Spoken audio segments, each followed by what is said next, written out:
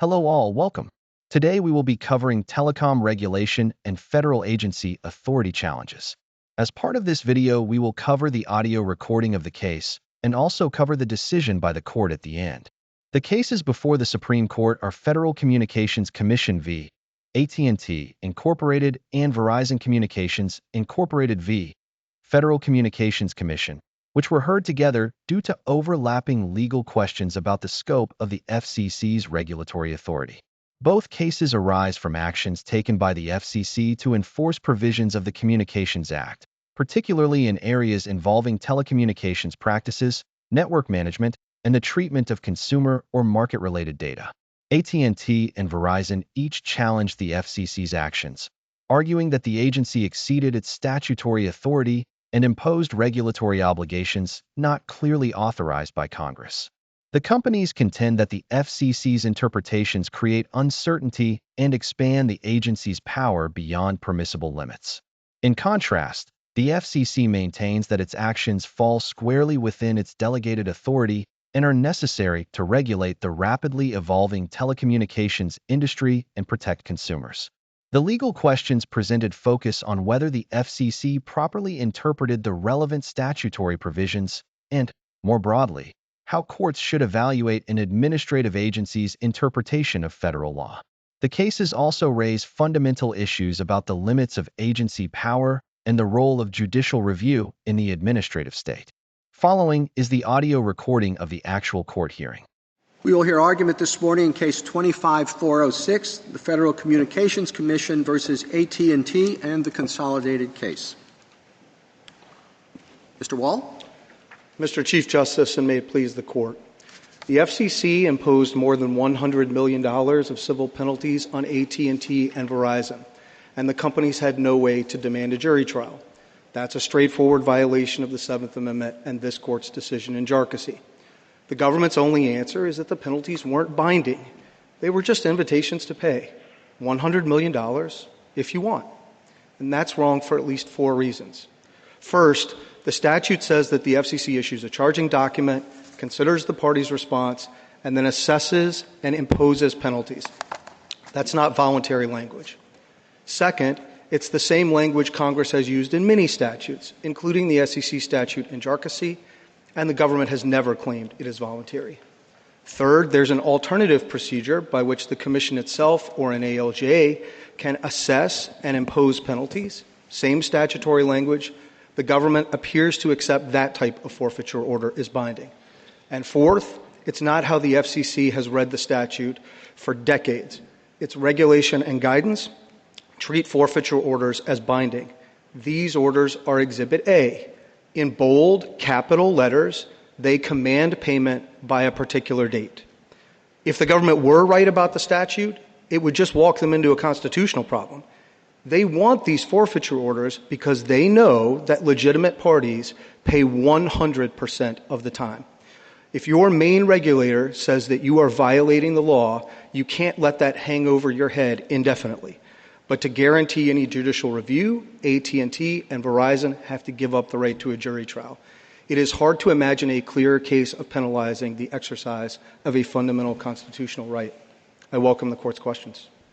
Well, Mr. Wall, if the government has maintained the argument that it did below, you would have a good point, but the government seems to have walked away from that argument. If we assume that the government now is taking a position that does not require does not involve the Seventh Amendment, what do we do with your case if we also think that the approach that it took in your case did involve the Seventh Amendment or implicate the Seventh Amendment? So I would say a couple of things, Justice Thomas. First, I think you've got to agree with them on the statute. You've got to agree that no matter what they try to disclaim, that the statute actually doesn't make these things binding, though it uses binding language and though every statute cited in Justice Sotomayor's Jarkissi dissent uses the same language: determine, assess, and impose penalties. That language, which has always been thought to be mandatory or compulsory, you'd have to accept isn't. But if you agreed with that, then I think you'd reach the question of whether these orders were ultra vires. They clearly were. They do not speak in any voluntary language. They ordered us to pay. The government never gave any hint below that they weren't binding. And so at a minimum, we'd get our money back, and going forward, the agency would have to issue, sort of non-binding orders. But I will say that would carve a huge hole in JARCASI. That would mean tomorrow that you could take every JARCASI-like scheme and the agency could issue these non-binding orders that you, in fact, effectively have to comply with because of their in terrorem effect, all while the government sort of says, well, technically they're not binding. And it seems to me that's just a way of dragging in through the back door what in JARCASI said you couldn't bring through the front. Counsel, I wonder if, though, at the end of the day, you're really just talking about a PR problem, right? And you're just saying they're big letters, the language said we did something bad, and that's so everybody has to pay, so they don't get, a bad PR. And I'm just wondering, in terms of the substantive legal issue, though, you are not obligated to pay until you get a jury. Well, Mr. Chief Justice, I think we have to separate whether you owe something from when you have to pay it. If I get a parking ticket from the government, I can ignore it and make them come after me, but I still owe it.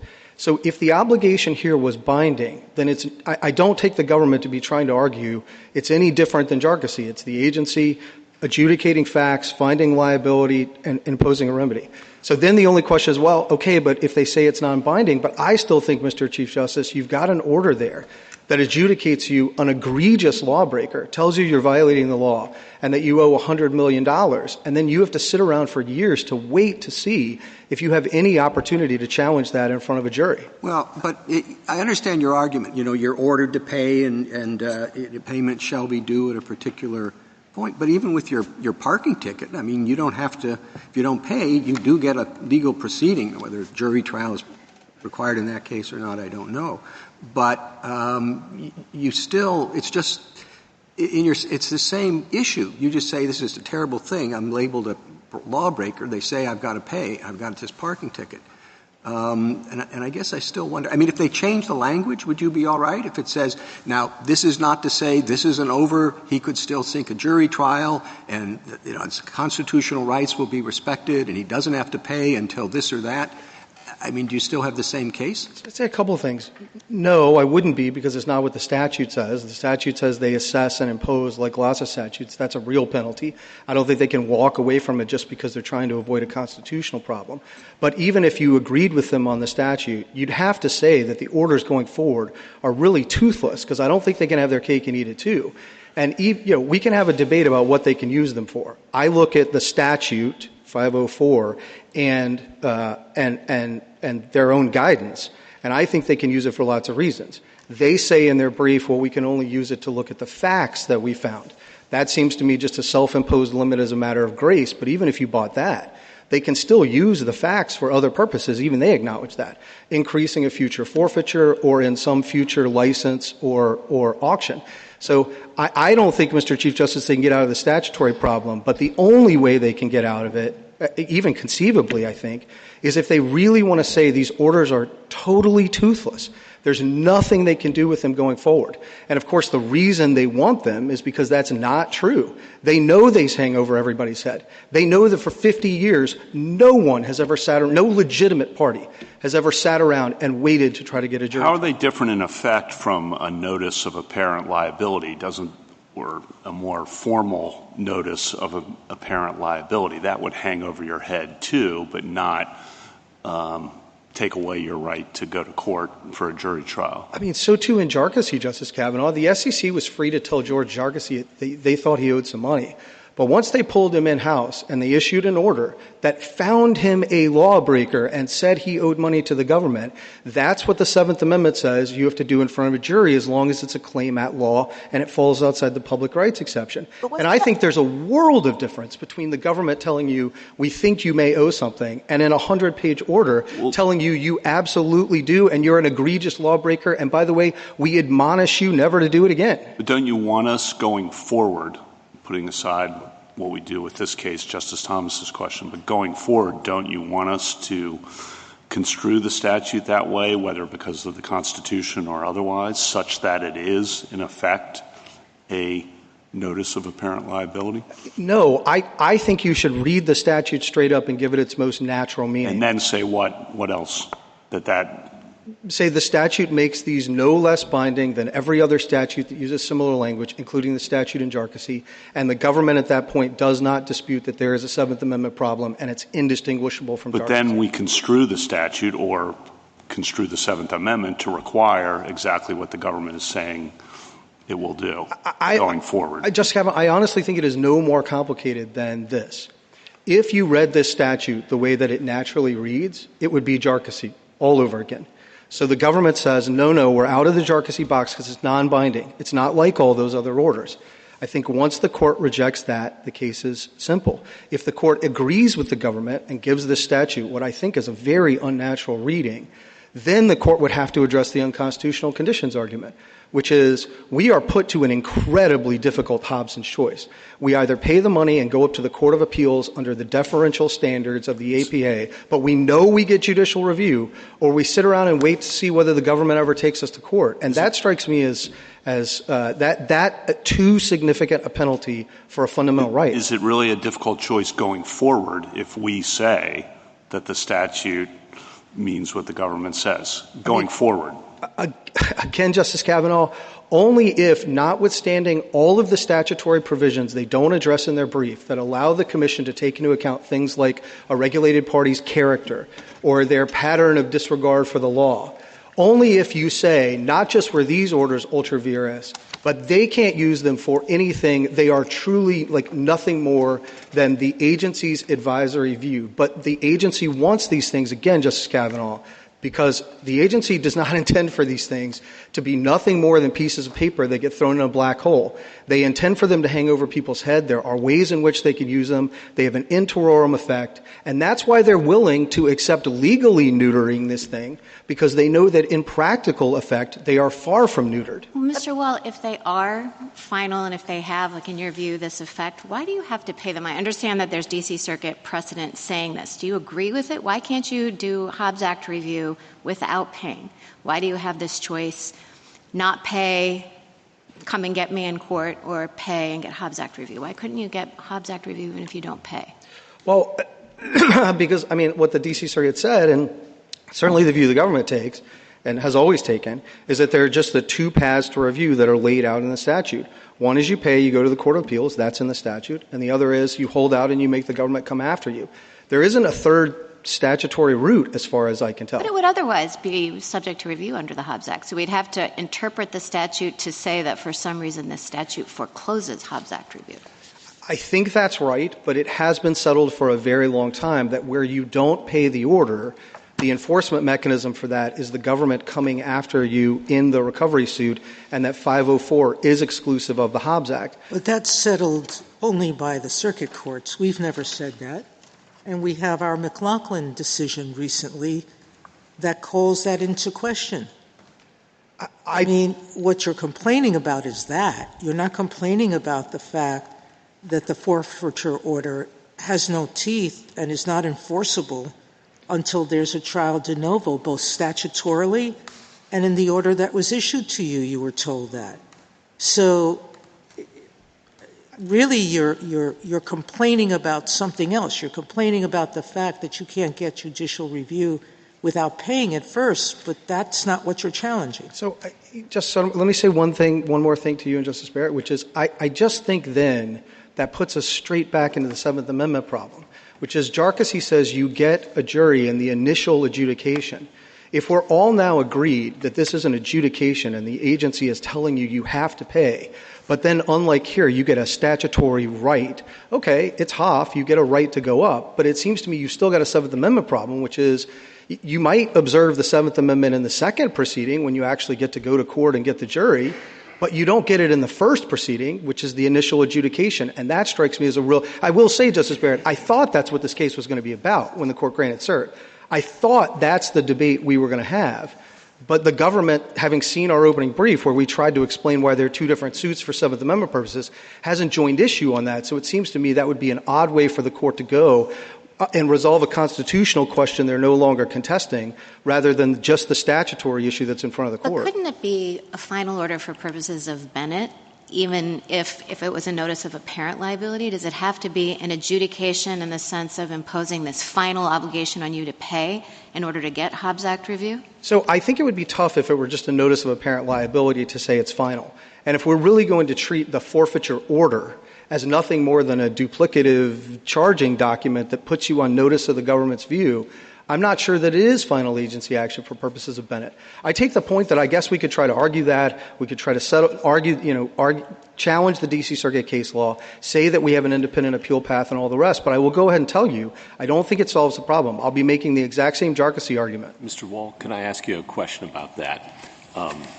So you paid, and therefore you have a right to appeal under the D.C. Circuit precedent to move forward. But if we were to adopt the government's view and take this as just a notice that we're coming after you, an indictment, a charge, an information, something like that, and there isn't a final order compelling you, do we have jurisdiction over this case? It's not clear to me that you do, and certainly I would imagine the government would say a lot of things. I think they challenge final agency action. I think they'll make a ripeness argument. I think they'll make a jurisdictional argument. There are all sorts of things they haven't briefed because they haven't made any of these arguments. Well, I know the D.C. Circuit has held if you go ahead and pay, you have jurisdiction, though I can't find that in the statute. Right. And the government used to take the position, as far as I can tell, before the D.C. Circuit, that there wouldn't be jurisdiction in these circumstances. So I guess I'm a bit at a loss if we buy the government's gloss on what this document is. It doesn't mean what it says it means. Then I'm just not sure whether we have got a case or controversy before us. So that seems to be a problem for the government's view of the statute, which I think is wrong. The only other thing I'll say, Justice Gorsuch, do you agree with what I've just said, or disagree, or have any thoughts about it? Though it's very hard for me to imagine what space this order would occupy. What is it the agency is telling you? They've already given you I'm asking you to assume that it's just a piece of paper, okay, a notice, a charge, a serious piece of paper, but it isn't a final determination or adjudication of any liability. Do you think if that were true, we would have jurisdiction? I don't know, Justice Gorsuch. I will say I think that leaves us in the worst of all possible worlds. It means the SEC. I know you don't like it. No. It's not just that I don't like it. I don't like any of it, but I'm trying to figure it out. It's not just that I don't like it, Justice Gorsuch. It's that it's not a notice of apparent liability. Like they went through an entire process. Maybe it's something in between. It's more than a charge. It is the agency's determination of liabilities. It is a determination of liability, but it's the agency's determination of liability. And the thing that would make that conclusive would be as if all you had to do was like to go get it enforced, and the court that enforced the order didn't have the right to look behind the order and decide for itself whether it was true. But that's not this case. This is the agency's determination of liability, but then a court can start all over again and say that it was wrong and does so with a jury if you wanted to. So I don't see why you would think that just the fact that the agency has decided this makes it conclusive or final in the relevant sense, given that an entire litigation of whether the agency is right can occur, and that litigation can occur with a jury. So, Justice Kagan, if they had come back in their gray brief and said, no, because you get to do it all over again de novo, it's not a Seventh Amendment violation, it's two different suits or what have you. That's what I thought this was going to be about. I would have said no. Jarcossy requires it in the initial adjudication, and not providing it in front of the agency, just as with George Jarcossy, is the constitutional problem. They didn't want to take that on because I don't think they thought they could win that fight. So now they're saying, okay. Well, when you would have said that, I take it that there's no independent Seventh Amendment violation if there's not an Article III problem, right? So would you have said that giving it to the agency to determine liability in that fashion, given that given that it's not conclusive in the relevant sense, there's a whole new litigation that happens before anybody can enforce that agency decision, would you have said that that's an Article III problem? I would have said it is a Seventh Amendment violation and probably also an Article III It problem. can't be, I don't think, unless maybe you'll tell me you have a different view. I don't think it can be a Seventh Amendment violation unless it's an Article III problem, right? Well, let me say this. Jarkissi didn't reach the Article III question. It decided it on the Seventh Amendment grounds. I would think Jarkissi would be no different if in the statute that allows the DOJ to come after you in a recovery suit if you don't pay an SEC-imposed penalty, it were a de novo standard of review. Everything about this court's reasoning would have been exactly the same. The agency can't haul you in and make you pay a civil monetary penalty for something that was an action at law and then say, but you eventually get to get in front of a jury. Sure, the second proceeding respects the Seventh Amendment, but the first doesn't. Well, I would have thought that this is just, those two cases that we have all over again. It's Hoff, it's Meeker. It's like, no, you don't need the jury and the, full hoopla the first time around as long as you get it the second time around. The agency can do what it wants as long as that doesn't put you under any kind of obligation to pay because you know that you'll get, starting all over again, a proceeding with a jury if you want it, it's fine. That's what both those cases said. Again, I thought that's what this case was going to be about. I thought that they were going to say it's totally fine because of Hoff. And then I was going to say, no, Jarkissi requires an initial adjudication, and Hoff is about small debts, and it's a historically grounded exception that does not blow a hole through Jarkissi. And they didn't join issue on the constitutional question. All they're saying is that the de novo standard of review is you can draw a statutory inference that these things are non-binding. And I think that has to be wrong. If you look at the Fish and Wildlife Service example we gave in the brief, it's clear as day those are binding and you have de novo review. But even just more theoretically, if Congress amended the APA tomorrow to say that facts and APA actions are reviewed de novo rather than substantial evidence, I don't think anybody would think overnight that all agency orders become non-binding. The standard of review in the second action is logically distinct from whether the first thing is binding. And if the first thing is binding, we have an agency adjudicating liability and imposing a monetary penalty, and that's Jarkissi. Mr. They can't do that. Maybe I don't understand what you mean by the first thing being binding. So can you help me to parse that language? I mean, to the extent that you don't have to pay, that there would need to be a subsequent enforcement action brought against you if you said, I'm not paying. I don't know what you mean when you say that the first order is binding. Justice Jackson, I mean two things. One, it means it imposes a present obligation to pay. And two, that was equally true in Jarkissi. An obligation that is not enforceable unless and until the agency takes the further step of bringing this to court, and as Justice Kagan points out, you then have an opportunity in front of a jury to say we don't have an obligation to pay. So it seems to me that the Seventh Amendment right, as in Jarkissi, as in other cases, kicks in when your legal rights and obligations are finally determined, that it's not really turning on the characterization of the order as being binding or not binding. It is what is the point in which your legal obligations are finally determined. In a situation like Jarkissi, that might be at the initial step, but here we have a different structure. We have one in which the agency is giving you essentially a charge. This is what we have determined. You brought up the traffic ticket scenario. I think that's a very good analogy. At the beginning, the government says, we've got this videotape and we believe that you have engaged in this behavior, and so we say, pay this amount. But you do have, under our system, the obligation or the opportunity to contest that. And when you do, under this structure, you get a jury trial. So I guess I don't understand why you suggest that that initial determination by the agency is quote-unquote binding, and to the extent it is, it's somehow you had to have a jury trial right before that happened.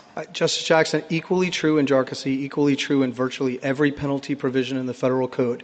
You can decline to pay. In Jarkissi, the DOJ would have had to bring a recovery action. With virtually every penalty provision, there is a general 28 U.S.C. 2641. The government brings a recovery suit to try to get the money I understand, that they told you owe and you don't pay. Isn't this a different setup in the sense that you can always decline to pay, but under the Jarkissi rule, the legal obligation, it was finally determined at the time the agency imposed that initial order. Here, no. Are you saying that it is finally determined? I thought the way the statute was set up, it was not. It is finally determined for purposes of the agency. The agency has done an adjudication. Yes, you can decline to pay, and they can pull you into court. That was equally true in Jarkissi. It's equally true with virtually every... But I mean, that's part of the scheme. The scheme, the choice that you say you get to make is not paying and waiting for enforcement. And at that point, whether or not you're obligated to pay is then up to a jury in the context of that subsequent proceeding. That is Meeker. That's Hoff. I don't understand why this is different. Not those cases. Let me try to put it a little differently, Justice Jackson. I think that if we all acknowledge that these orders actually required you to pay, I don't take the government to be disputing that that type of order entered by an agency would violate the Seventh Amendment and Jarkissi. They haven't made that argument in their brief. The only argument for getting out of the Jarkissi box is this isn't a real order. It doesn't make you pay. It simply tells you what we think that you owe. And what I would say is you could say that about virtually every penalty scheme if all you mean is you can decline to pay and they have to take you to court. But you agree, Mr. Wall, that if it's not binding, it can't violate the Seventh Amendment? I don't agree with that, Justice Barrett. I think it's a harder question than what we have here. I think that there would still be arguments on, I think of this as sort of a spectrum. Everybody agrees recommendations are fine, and everybody agrees adjudications are covered by the Seventh Amendment. If the agency does all of this, walks right up to the line, and then says, but we're not telling you have to pay, and we have no right to go get a jury, we just have to sit around and wait, that strikes me as deeply problematic. It strikes me as the agency effectively doing... What if you could seek review under the Hobbs Act without paying? Then I think it's a much harder question. If they say the order is non-binding and we have a right of immediate review, I would still be here saying I think it is in substance the same as Jarkissi, but it would be a harder case. So what defines suit at common law for purposes of the Seventh Amendment? So I think it's an adjudication of a claim at law rather than equity. In other words, I think when an agency determines liability, that is the sort of thing that triggers the Seventh Amendment. And I don't think the agency then gets to say, but look, it's just non-binding or advisory and we'll let it hang out there. I mean, these things have huge consequences. We were branded an egregious lawbreaker, a willful and repeat violator, and told we had to pay the government $100 million. That has a lot of consequences in the real world. I don't think they should be able to just slap a non-binding label on the remedy and somehow avoid the entire Seventh Amendment analysis. But I'll grant, I think it is a harder question, though I think we still win, and it is harder still if we have a right of appeal. We don't have either of those things here. And what's so odd to me is that we're like straining to read the statute in a very unnatural way, all for purposes of avoiding a constitutional violation that the government effectively acknowledges. And if we go that route, the court will have to decide the unconstitutional conditions question, which, I mean, I know that doctrine isn't often invoked by the court, but it seems to me if the doctrine has sort of any teeth at all, it would be this case, where we literally know for 50 years no one has ever not paid and tried to hold out to see if they could get a jury at the government's election. I mean, in the real world, you cannot do it. And so it seems to me like we're avoiding what the government acknowledges seems to be an easy constitutional question if we're right about the statute to get to a harder constitutional question. And again, all by like mangling the terms. When it says assess or impose, if you look at any dictionary definition at the time the statute was enacted, means to levy as a charge or to make compulsory. Until the government's gray brief in this case, it had occurred to no one for decades that these orders were not binding. It's not what their regulation says, it's not what their guidance says, and it's not a natural reading of the statute. Thank you, counsel. Justice Thomas, anything further? Justice Alito? Do you think that a scheme like this, or for that matter, the scheme that was at issue in Meeker, is consistent with the original understanding of a suit at common law? It certainly seems to me quite different from what anybody would have understood a suit at common law to be when the Seventh Amendment was adopted. But suits at common law, suits asserting a legal claim today in federal court don't look anything like what those suits would have looked like in 1791. So how far is it permissible for the government, for a statute to depart from what people would have understood a suit at common law to be at that time?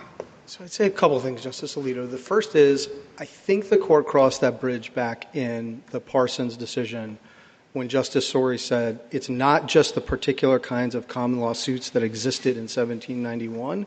It is the various methods by which we ascertain legal rights in the same way we did in 1791. And two, even if you took a narrower conception of it, I still think this does look like a suit at common law. Granted, I know like we didn't have sort of cell phones and cell towers back in 1791, but if you had said, look, that merchant is not safe, putting in place reasonable safeguards, and it harms their customers, and that's the essence of this claim, that's a straightforward negligence claim at common law in 1791. And it would have been handled in a, sort of a court at law, not at equity, and you would have gotten a Seventh Amendment right as long as the amount in controversy exceeded $20. So I know we have to accept the fact that we're dealing with new technologies, but it's not really a new claim. It's really just a negligence claim that we didn't take care of our customers. I appreciate that, Mr. Wall. That wasn't really the thrust of what I was getting at. What I was getting at is the question whether when the claim is in substance a claim to which there would have been a jury trial right at the time of the adoption of the Seventh Amendment, is it still consistent with that jury trial right for Congress to concoct a scheme that departs very radically from the substance of the jury trial, from the protection that a jury would have provided in 1791? No. I understood what you said before Right. to be that there's a spectrum, and that would put us in the position of trying to figure out where on the spectrum to draw the line. Am I correct in understanding your argument? Well, a couple of things. So I don't think we're on the spectrum. I think we're at the adjudication point because it's binding. We don't have any right of appeal on any measure. We have a Seventh Amendment problem. I do agree with you that even if you read it in some more non-binding way, and this was my answer to Justice Barrett, I still think there are hard constitutional questions because it still seems to me that you are coming extremely close to doing something that everybody would agree was an adjudication. You are not calling it a binding adjudication only to avoid having to provide the jury trial, even while you recognize that the value of walking right up to the line is that it forces the regulated party to do the thing that you want. That strikes me as a really serious and hard constitutional question that fortunately, given the way the government's litigated the case, the court doesn't have to answer. But I will say one more thing, Justice Alito. I want to be fair to Congress. For a long time, this really was advisory. And that was the way it worked. And they recognized that there'd be a Seventh Amendment problem if they made it compulsory. And then Atlas Roofing comes out in 1977, and I think Congress, thinking there's no Seventh Amendment problem, converts it to compulsory and thinks like, well, we've just given you optionality. I mean, you can go straight up to the Court of Appeals if you want, so what's the harm? And I don't think that Congress understood then what we understand now about the Seventh Amendment. So the statute looks like a pretty radical departure from the Seventh Amendment. I agree with that. But I think it wasn't out of step with where Congress believed the court was at the time given Atlas Roofing. But it does, if you had said to the founders, can you do this? Can you have an executive branch official that tells you in-house that you owe $100 million, not in front of a jury, and you have no right to a jury, and then you wait around for years to see if the government ever comes after you? No, I think the founders would have been aghast. Thank you. Justice Sotomayor? That's why they set forth statute of limitations. You often don't have, in the regular course, a right to demand that someone enforce the law right away. Yes, in some criminal cases you do, but that's what statute of limitations. It gives the person with the legal right time to make the claim. So I don't know what the problem with that is. But I want to answer or go back to Justice Gorsuch's question about whether there's jurisdiction here and why this is unusual. In McLaughlin, we recognize that Congress often permits review of agency action, pre-enforcement, and post-enforcement. And we said that's perfectly natural. I don't see why this scheme is not a McLaughlin-like scheme with a pre-enforcement right 402A says any order of the Commission shall be reviewed under the Hobbs Act, correct? This is an forfeiture order is an order of the Commission, correct? Unless some other scheme provides otherwise. Well, but the problem is that this scheme doesn't provide otherwise. It provides otherwise for an enforcement action, but not necessarily for an order of the Commission. So why isn't this two distinct routes? A pre-enforcement review under a deferential APA standard, and an enforcement action for collection that's de novo post-enforcement or when enforcement's being sought. So what's wrong with that scheme? Those are the two routes in the statute. You can pay and go to the Court of Appeals. Well, you keep saying we can pay. As Justice Barrett questioned you, I'm not sure where they get that from, because Hobbs Act doesn't require payment. The Hobbs Act just says it's an order of the agency, of the Commission, you can seek review. Justice Sotomayor, let me put it in a different way. Only for purposes of our unconstitutional conditions argument am I focused on the manner of review, because there it does matter. They've put us to a choice that penalizes taking the option that gives us the jury trial right. But for purposes of my frontline... No. You get the jury right regardless, meaning if they seek to enforce it, you get a jury right. There's no penalty for that. All I'm saying, we don't have the right to invoke a jury trial. We have to wait if we don't pay and see if the government comes after us.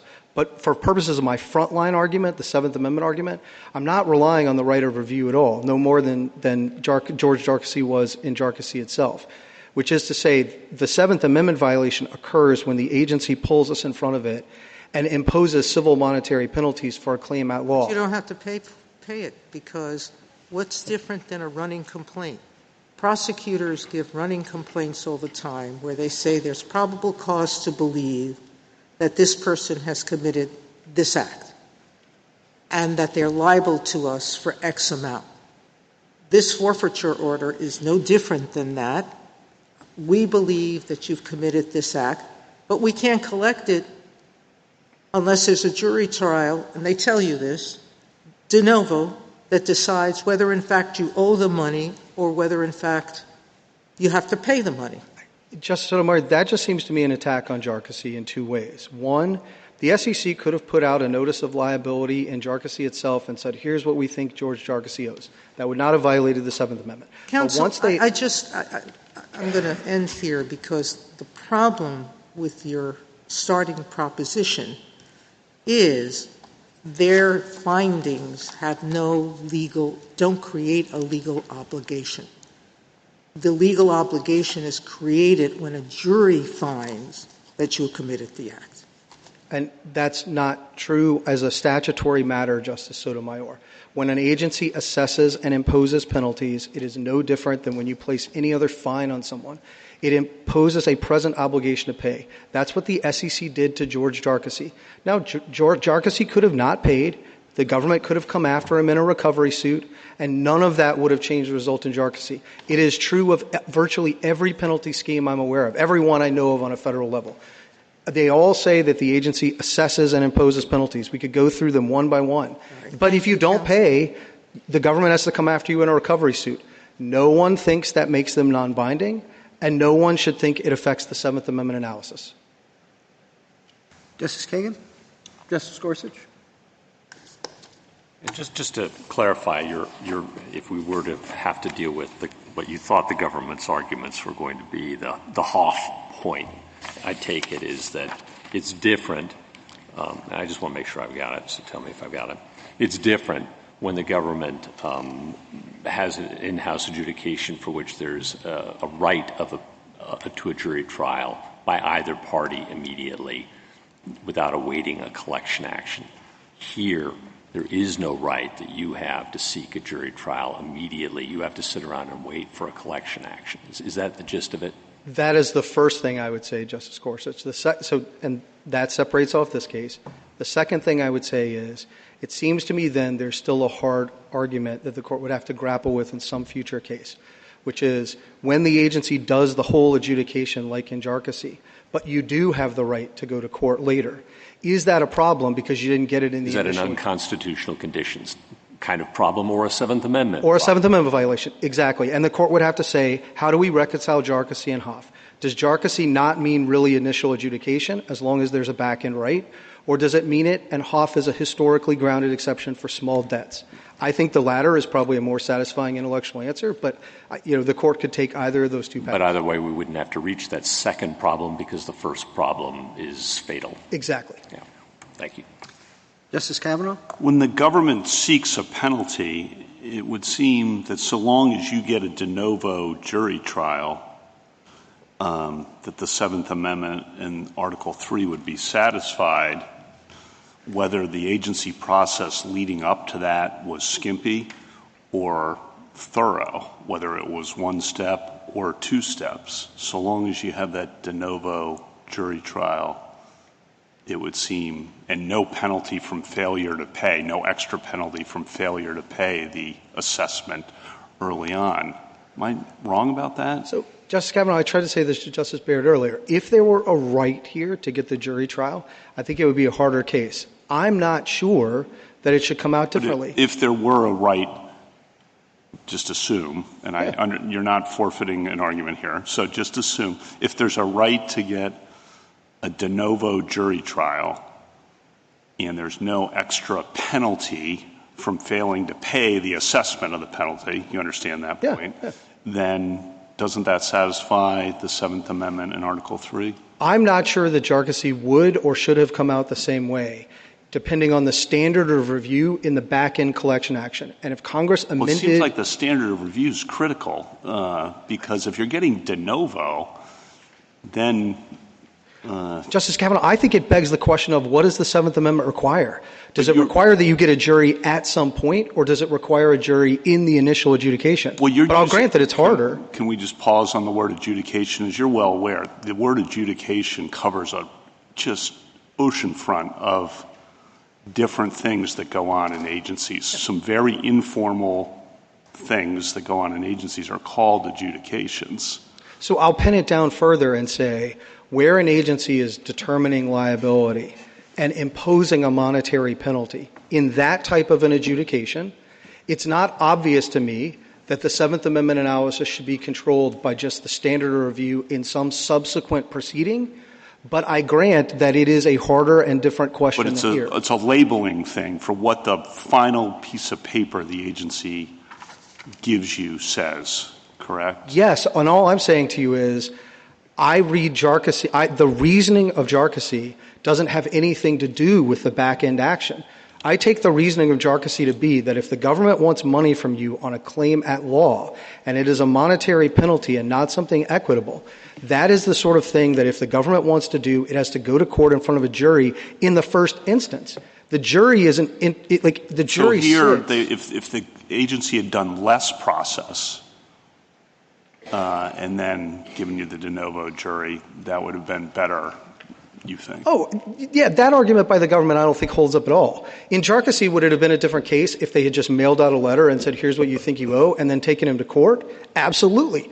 No Seventh Amendment problem at all. Got it. Form matters and forum matters, and they can't say, well, we're just layering on additional procedures where the additional procedure is a binding adjudication in front of the agency. It depends on the word binding, but let's move on from that because I think I have your point on that.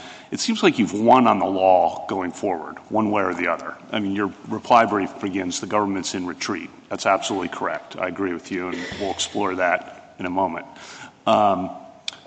But what you're complaining about, I think, and concerned about, and it's understandable, is you think you were misled into paying the money without getting the jury trial by what the government had in the orders. And I think that's a serious problem.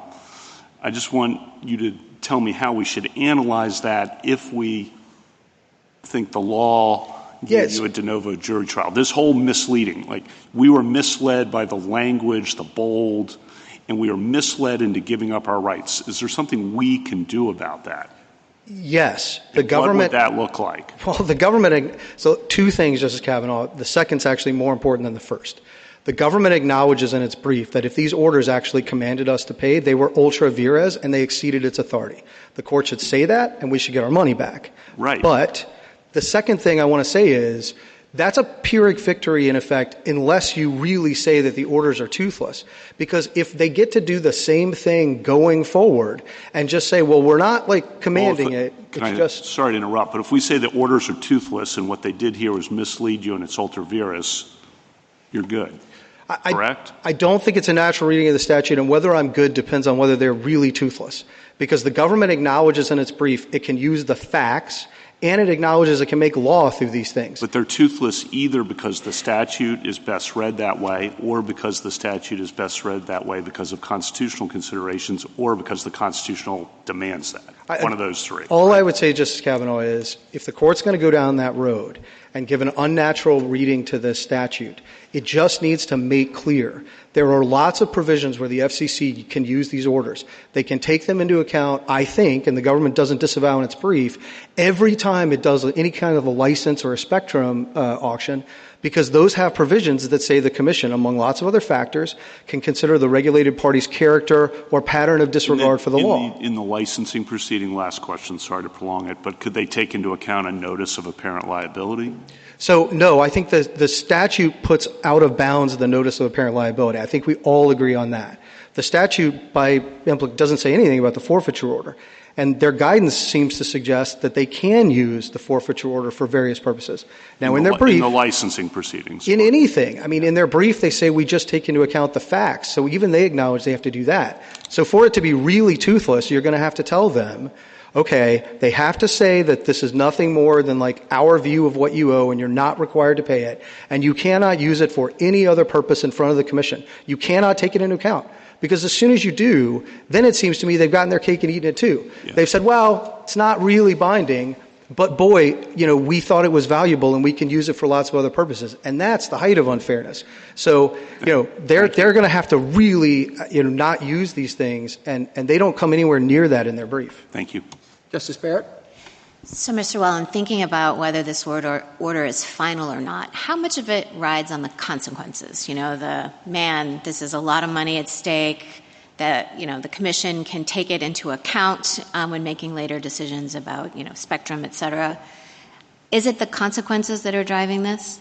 I don't think so. I mean, even the government doesn't dispute that the order is final. I'm just looking for the page in its brief where it explicitly says that, Justice. Well, I mean binding in the sense of creating an obligation to pay. Because I guess this is where I'm going. I'm thinking, if you have a criminal case and somebody's indicted and the prosecutor comes and says, hey, listen, you're facing a really long sentence, but I really think you did this.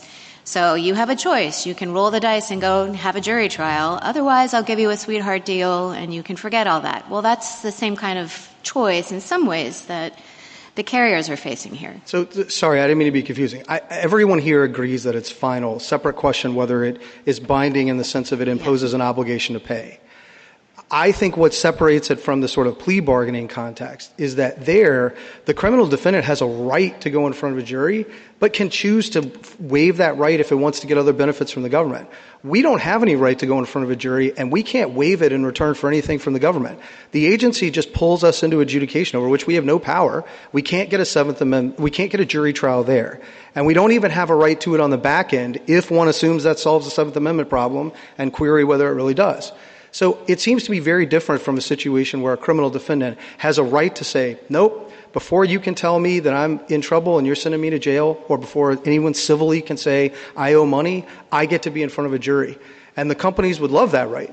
They would love to have invoked a right to go to a jury rather than be in front of the agency. But as they stand, you could. We can't. We Why? don't have. Why can't you just not pay? Because we don't have in front of the jury. We don't have the right, Justice Barrett. The criminal defendant can say, you know what, prosecutor, I'll take my chances in front of the jury. We can't. We do not have a right to go to a jury. We have an agency that tells us we owe $100 million. And you just have to wait for the agency and we just have to wait to see if they come after us. And if we don't, it hangs over our head for years. And nobody ever does that, and nobody ever will. Because when your main regulator tells you you owe hundreds, maybe even billions of dollars, you can't sit around and do nothing. Okay, thanks. Justice Jackson? So I've heard you say many times that we don't have a right to go to the jury. On the unconstitutional conditions, issue, I'm wondering why that doesn't defeat your unconstitutional conditions argument. I mean, the traditional unconstitutional conditions scenario is when a person has a right and they are being coerced into giving it up by the thing that the government is requiring them to do. So it seems to me that just on that argument alone, the fact that you admit that you don't have a right to a jury to start defeats that argument. Why am I wrong about that? I think it's sort of 1 degree worse, not better. In other words, if we had a right to a jury, but let's say we had to pay a lot of money to get there, everybody would acknowledge that's an unconstitutional Correct. condition. That's the classic scenario. But the fact that you don't have a right, it would seem to me, takes you outside of the world of unconstitutional conditions. I think it's worse. Either do the really penalty. No, I'm not saying worse or better. I'm just trying to understand why there's a condition operating that forces you to give up a right if you don't have the right. Sorry. I think the unconstitutional conditions doctrine must apply not just to when one of your options, though it is the far more onerous one, is to get the right, but the far more onerous option is just to have the opportunity to get the constitutional right. Do we have a case that has ever said that? I see that as a dramatic expansion or extension of the unconstitutional conditions doctrine. I don't think we've ever applied this to a scenario in which you don't already have the right that you're saying is being unconstitutionally burdened in this way. No, I think this scheme is unusual in the sense that it is not a direct penalty on choosing the right itself. It is 1 degree removed, and as I say, I think sort of constitutionally worse than that. And so, no, I don't think a scheme sort of this odd or that this far departs from the Constitution in that exact way. All right, let me ask you another question about it. Because it's in your conversation, I think, with Justice Gorsuch, you made clear that the gravamen of your argument is that you don't have a right to invoke the jury trial unless the government comes after you in terms of the enforcement proceeding. And I'm really struggling with why you aren't happy that the government is not coming after you. Like, if the government is abandoning its claim by not seeking enforcement of it, I don't know why you would need a right to a jury trial, and why isn't that a good thing for you?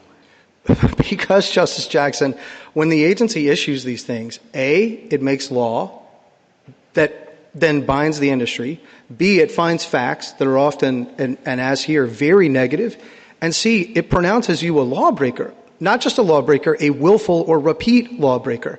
And when you tell someone that they owe the government millions because of a legal rule you disagree with, because you did a thing that you think you don't do, I understand. that imposes a real injury. That if we analogize back to the traffic ticket scenario, that's what the government does to start.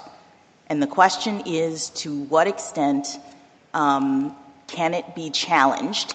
And if we had a traffic scenario that the government makes this charge, but you don't actually have to pay, and if the government comes after you for the money, you have the ability to contest it, I'm still struggling with why that's a problem for you. If the government never comes after you, I understand they've made this charge. It's out there. But under our system, as Justice Sotomayor suggested, just that charge is not establishing any legal obligation from your perspective. I would say 2 things, Justice Jackson. 1, it's not just a charge. It's a final order that tells us we owe. And 2, it was the same in Jarkissi. The court could have said to Mr. Jarkissi, you know what? You don't actually have to pay just because the SEC thinks you owe it.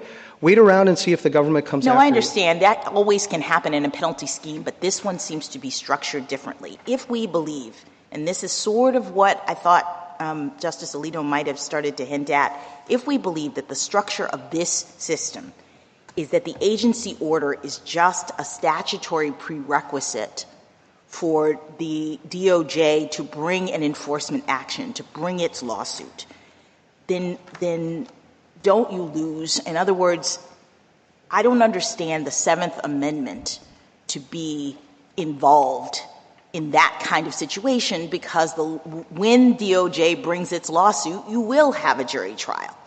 But, couldn't we envision this differently? That, in other words, what's happening here is that the government has to make these charges in this way in order to eventually be in a position to have a cause of action against you. But really, the Seventh Amendment kicks in at the point in which the government files its enforcement action against you. It's very hard to understand the implication of your saying that you have to have a jury trial at the charging stage. Justice Jackson, I think there's just two separate questions. The Seventh Amendment kicks in when the federal government wants to assess and impose civil monetary penalties on somebody for a claim at law. It can label that however it wants. It can label it non-binding. It can label it a statutory prerequisite to a suit under any penalty scheme that has a recovery action by DOJ. It can label it however it wants. The Seventh Amendment doesn't care about any of those labels. The Seventh Amendment asks, was it a suit at common law in 1791? And this one would have been. So if the agency wants civil monetary penalties, we get a jury, and this statute doesn't allow that. Thank you. Thank you, counsel. Mr. Suri? Mr. Chief Justice, and may it please the Court, I think it would be helpful if, before I invite the Court's questions, I explain exactly the sense in which we mean FCC forfeiture orders are not binding. And I think the best way to do that is to point out three differences between FCC penalties and the SEC penalties that were at issue in Jarkissi. The first difference is that although the SEC could file a recovery action in order to recover a penalty it had imposed, it didn't have to do that. It also had its own administrative tools with which to collect the penalties. For example, it could ask the IRS to deduct the amount of the penalty from your tax refund, or it could try to garnish your wages. And of course, there's no path to a jury trial if it does that. For the FCC, however, the only way it can get to the penalties is to file this collection suit where you do get a jury trial. Second, if the SEC's administrative collection mechanisms failed and it decided it needed to go to court, you would get a trial, but it would be limited to the issue of whether you had paid the penalty. There would be no review of whether the underlying order was correct in the first place. Under the FCC scheme, by contrast, there is a de novo jury determination of whether you violated the law in the first place. And the third difference is that under the SEC scheme, interest could accrue immediately upon the SEC's imposition of the penalty. By contrast, under the FCC scheme, interest accrues only after the jury has made its determination, because that's when you owe the money. I welcome the Court's questions. So are you saying that in the determination of liability, no jury requirement, even if the penalty is at the back end as a remedy, that that determination does not require a jury? It requires a de novo jury determination at the back end as to liability, but the initial inconclusive determination by the agency does not require a jury because it's just a prerequisite to the suit. It's not the suit itself. If I understand the real meat of Mr. Wall's argument, what he's really complaining about is I don't think he would have a complaint.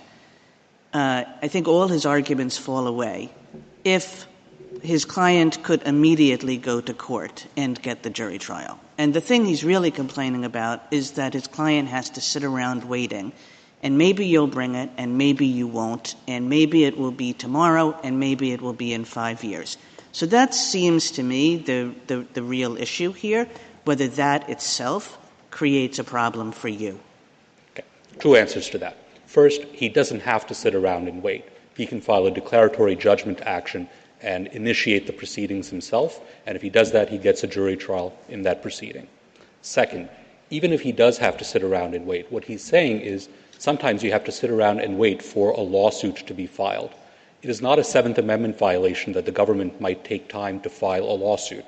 The Seventh Amendment simply requires that when the lawsuit is filed, at that point, there is an entitlement to a jury trial if it's a suit at common law. That is consistent with the scheme here.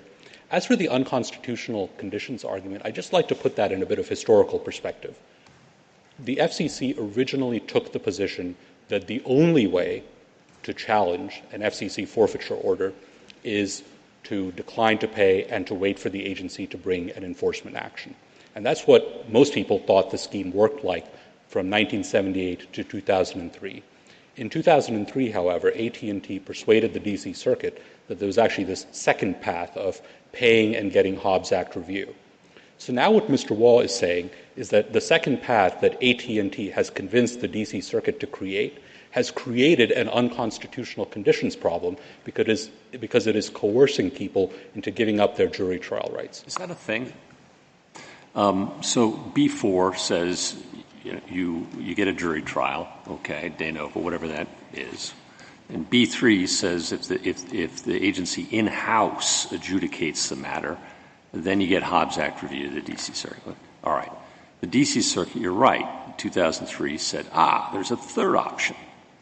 You pay the fine even if it's a B4, jury trial route one, you can pay the fine and get the B3 Hobbs Act review. Is that a thing? Yes. We have acquiesced in the D.C. Circuit's decision. Is it right? You argued against it before, and your brief was pretty compelling in front of the D.C. Circuit, I thought. We argued against it, but since then we have acquiesced in it, and let me explain why the Court doesn't need to reach that issue. There is certainly jurisdiction under the Hobbs Act because the Hobbs Act says that final orders of the FCC are reviewable. So the only question is whether there is an implied preclusion of review because of the implications of B3 and B4. B3 and B4 don't use the word jurisdiction, so it's just a question of an implied preclusion of review that is non-jurisdictional. So what's the final order that would be reviewable if this is a B4 case? A B3 case, I know what the final order is. It's an order of you're liable. What's the final order that we have here? And is that in some tension with your argument that the notice you issued is just a piece of paper? It's the order authorizing the DOJ to bring the lawsuit. The only thing B4 requires is a notice of apparent liability. That's it. Is that a final order? No, that is not a final order because it does not consummate the FCC's decision-making process. So what's the final order? The final order is the order issued at the end of that process where the FCC says... Well, but that's not contemplated by the statute. B4 just talks about a notice of liability. You've invented this process. Can you explain how it does anything that's relevant to the statute? If you look to B1, it says that if the FCC determines that a person has willfully and repeatedly violated the statute, then that person shall be liable for a forfeiture. Now, we've interpreted shall be liable to mean the DOJ can sue, but there still needs to be that FCC determination which is reflected in the final order. So really, you were just saying the notice of apparent liability is a final order for purposes of the statute. That's what I'm hearing. What am I missing? What you're missing is the notice of apparent liability simply says, respond to our charges.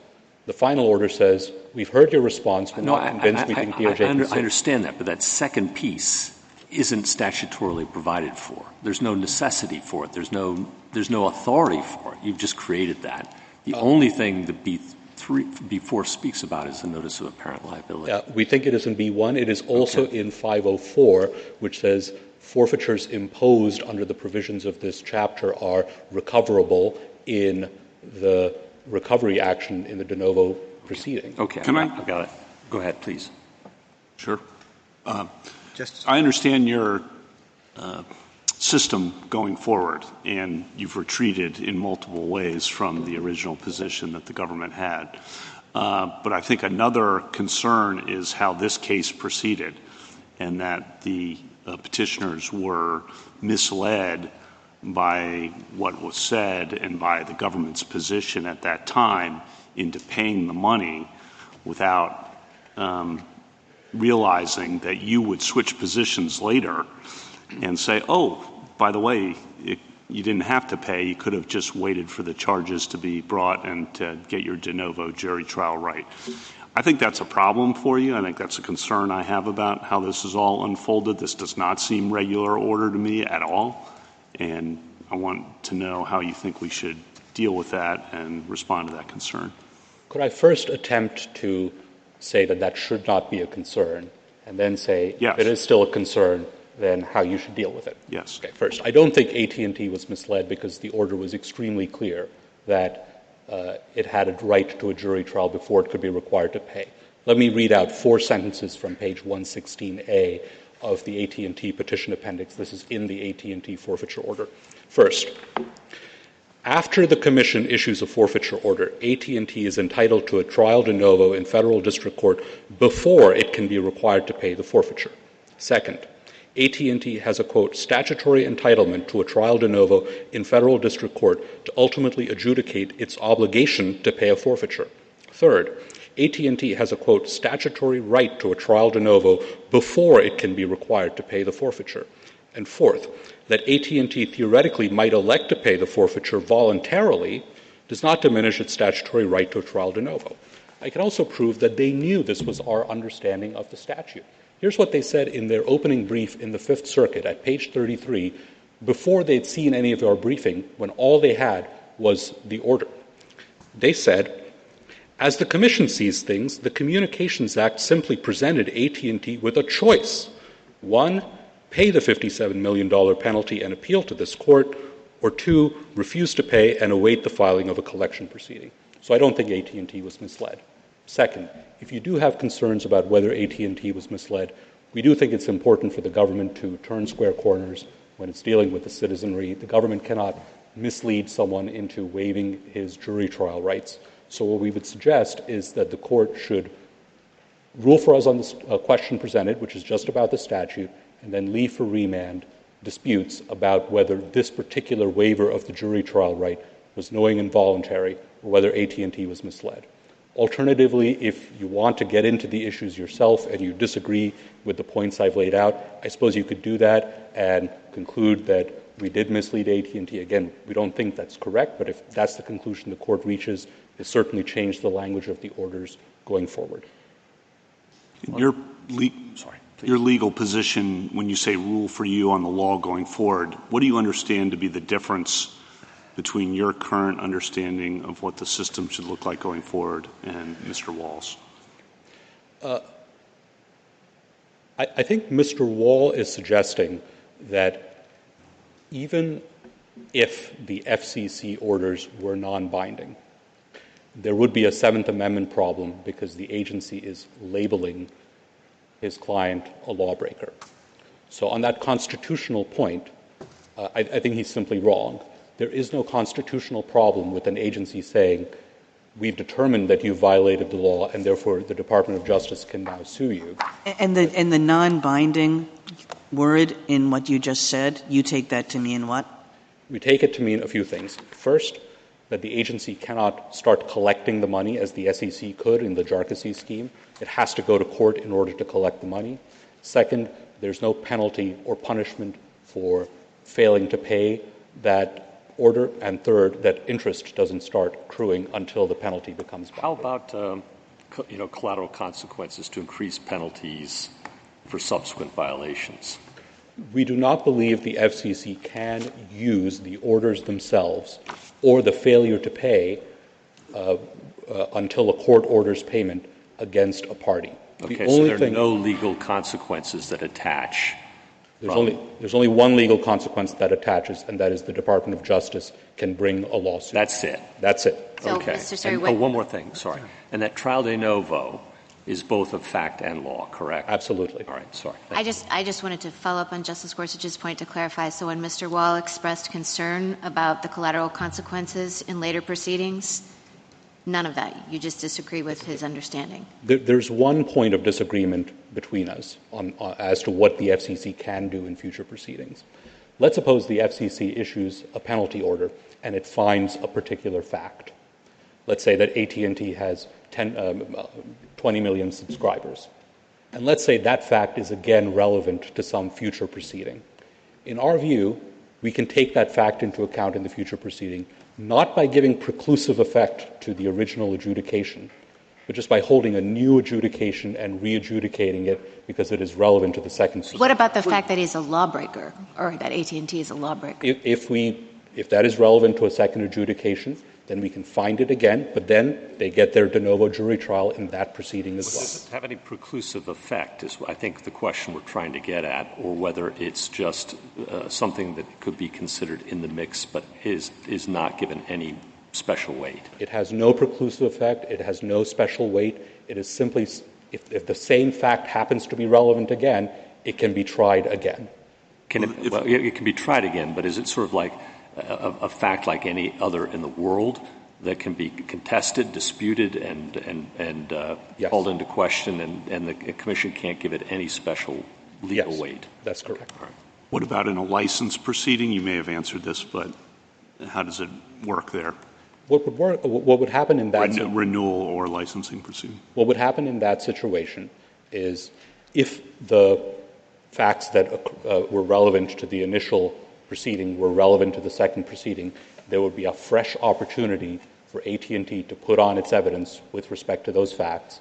The Commission would make a fresh determination, and you'd get fresh round of judicial review. That judicial review is not de novo, correct? Because the licensing proceeding is a public rights proceeding. There's no jury trial right in that. Now, the one circumstance where I think the first proceeding might affect the second is, let's say the first proceeding did end up in a jury trial before the second proceeding happened.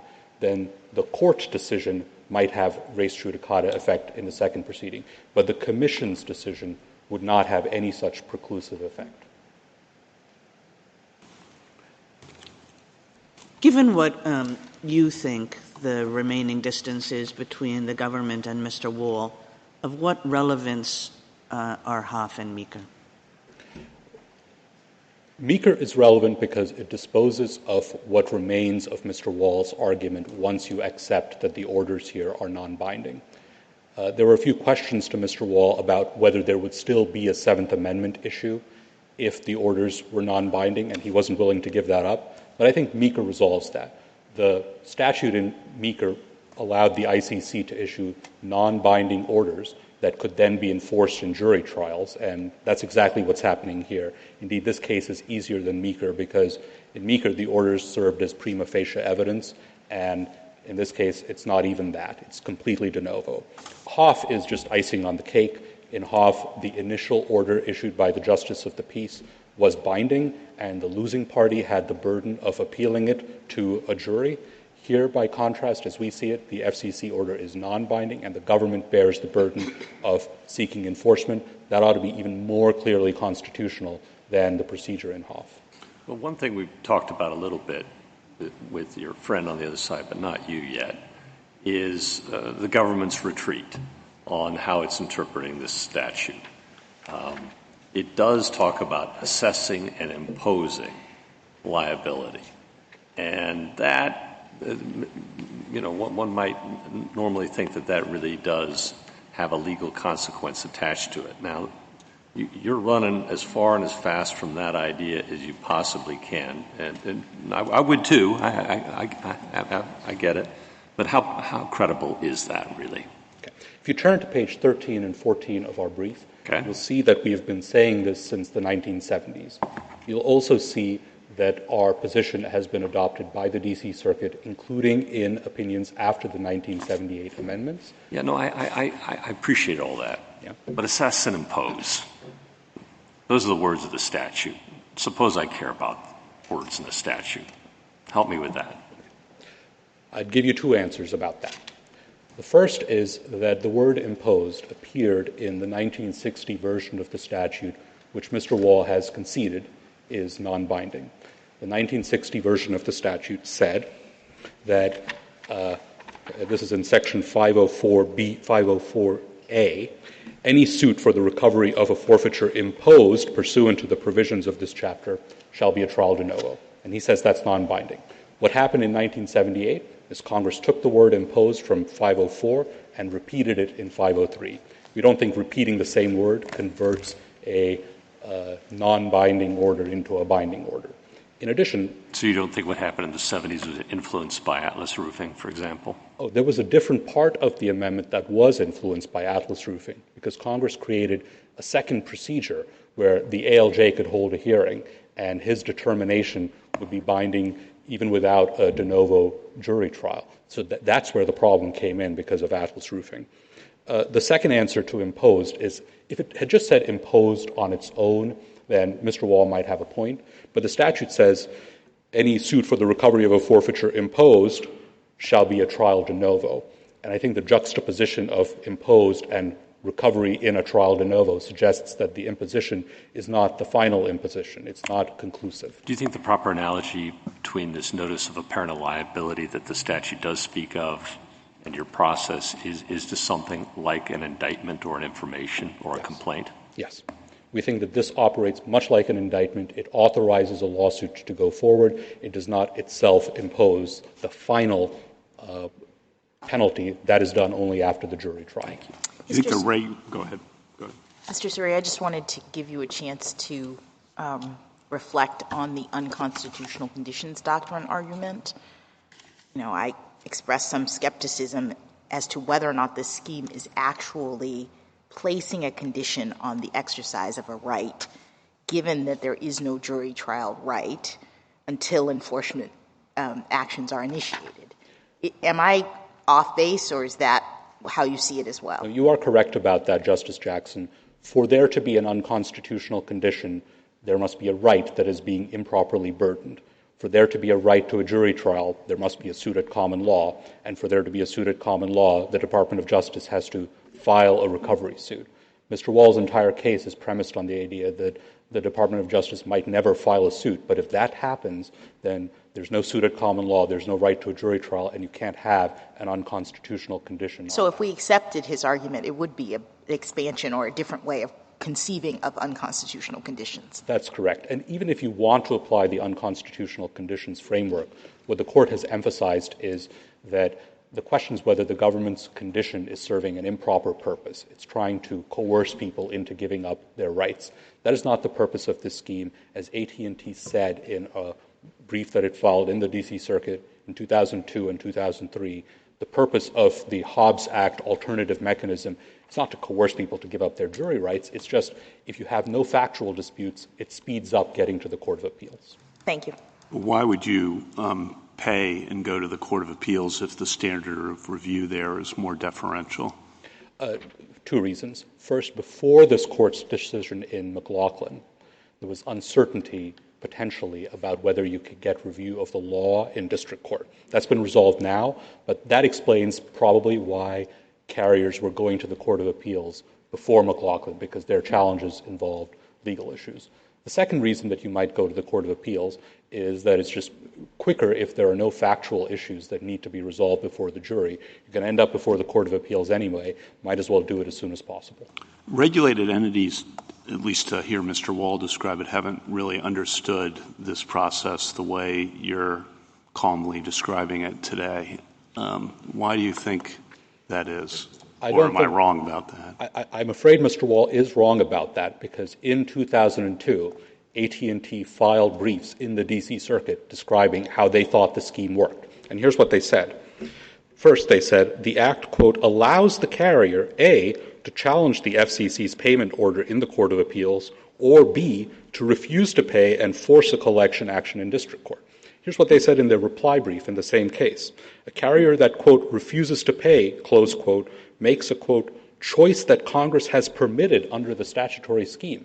So this idea that the FCC orders are binding is not something we've invented in this litigation. It's something we've been saying and regulated parties have been understanding. But people haven't been choosing that option.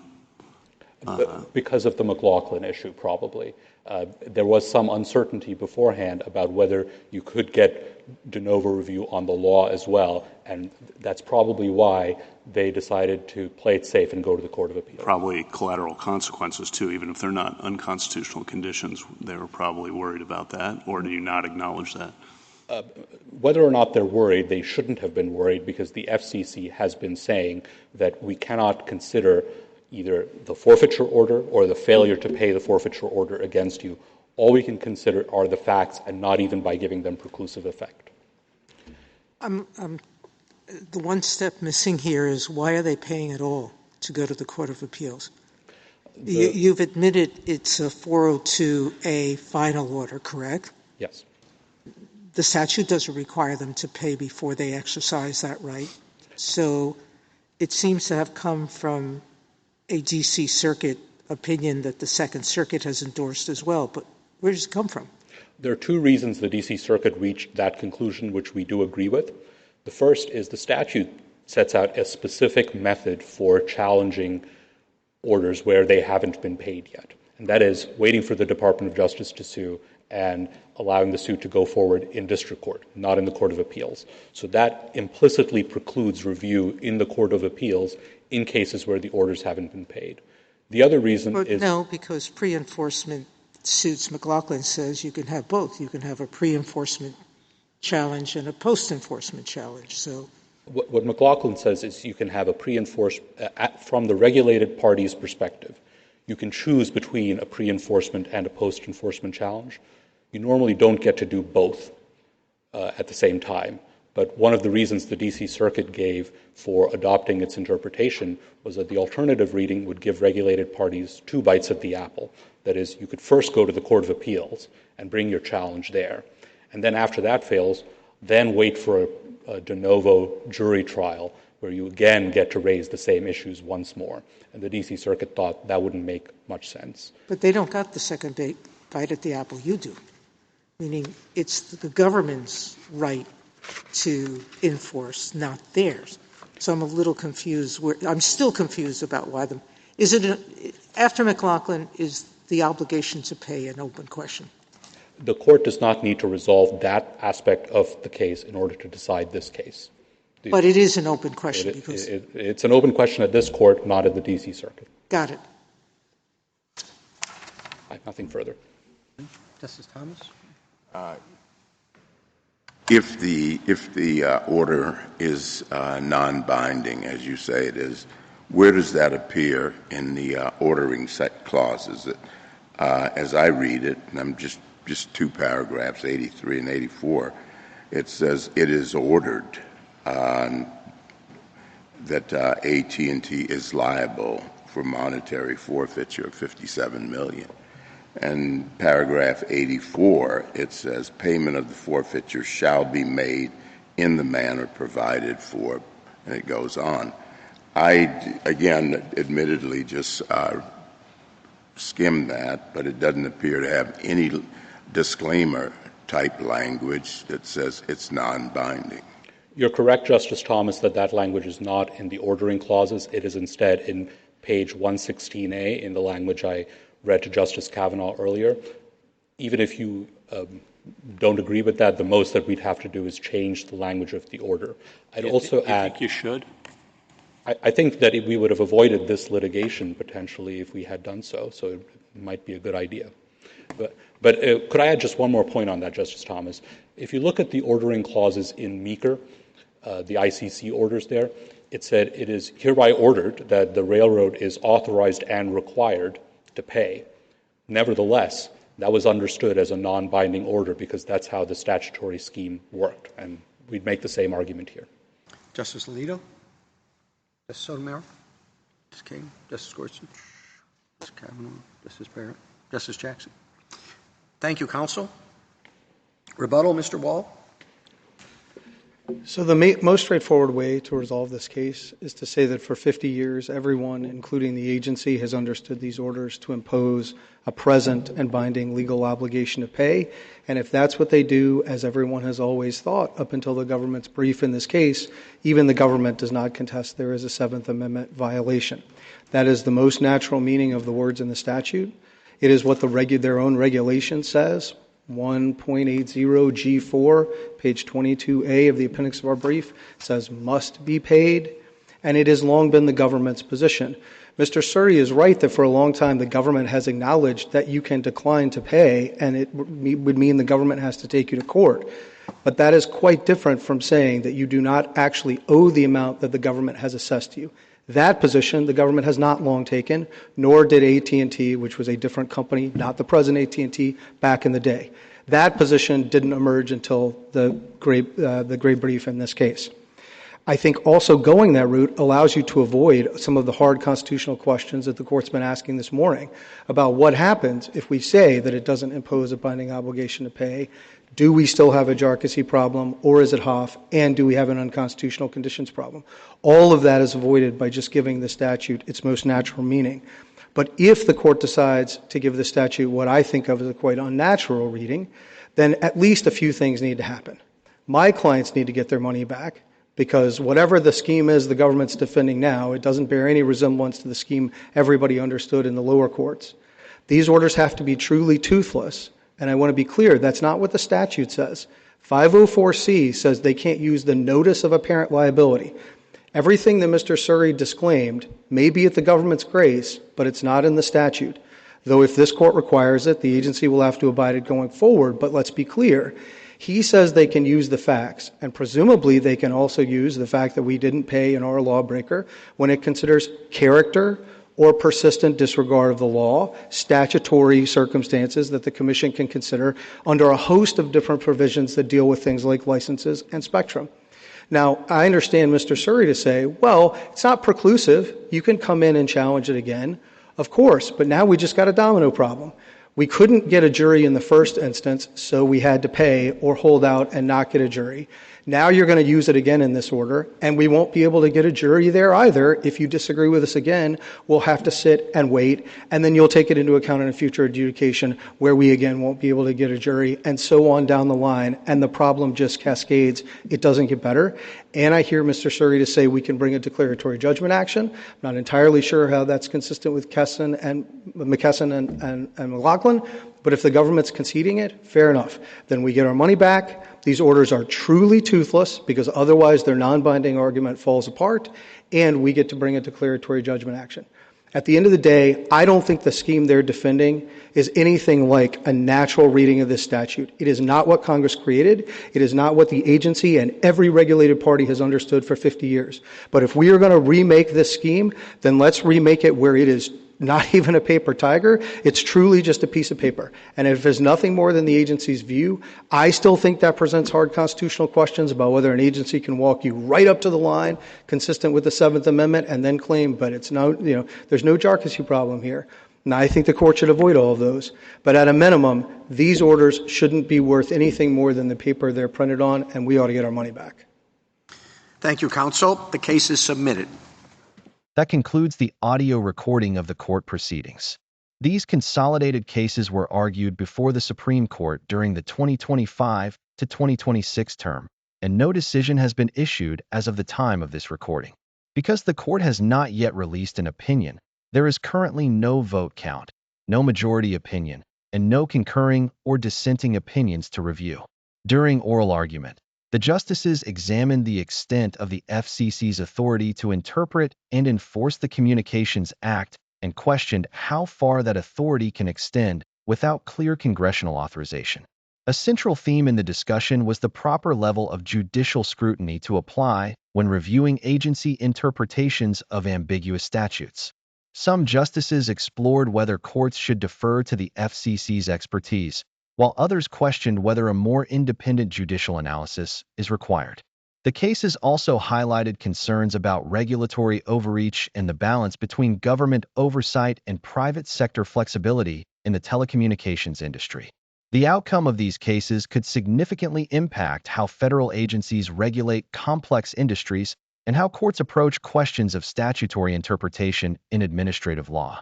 When a decision becomes available, it will be published as a link under this video, so viewers can review the court's final judgment and reasoning in full. This concludes this presentation. If you have thoughts on this case and judgment, do comment below the video. Also, to receive notifications of future cases, be sure to subscribe to the channel. Please share the channel link with your friends and peers that you think may be interested in or benefit from it. Thank you.